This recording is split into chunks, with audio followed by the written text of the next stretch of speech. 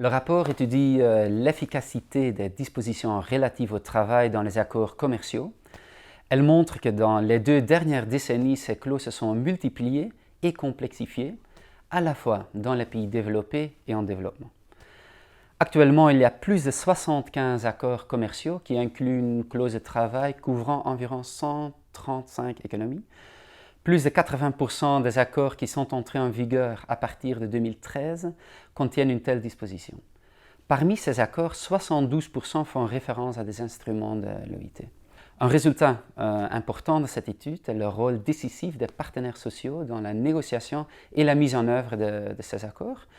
Bien que la négociation de ces accords n'implique en général que faiblement les parties prenantes, y compris les organisations de travailleurs et d'employeurs, on observe une tendance à mettre en œuvre des mécanismes pour mieux informer et consulter. Un défi majeur consiste à mettre en œuvre ces mécanismes.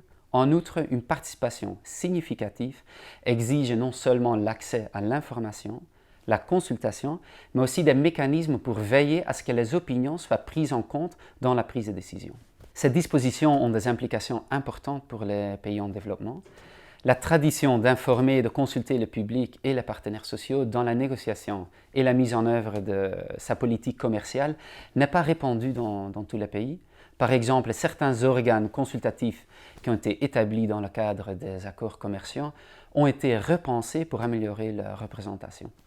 En outre, les organisations de travailleurs ont collaboré avec leurs homologues des pays en développement, par exemple dans la soumission conjointe, pétition ou dans leur travail politique. Les accords reconnaissent également le rôle des entreprises multinationales dans la promotion des normes du travail, par exemple en favorisant l'adoption de normes relatives à la responsabilité sociale des entreprises.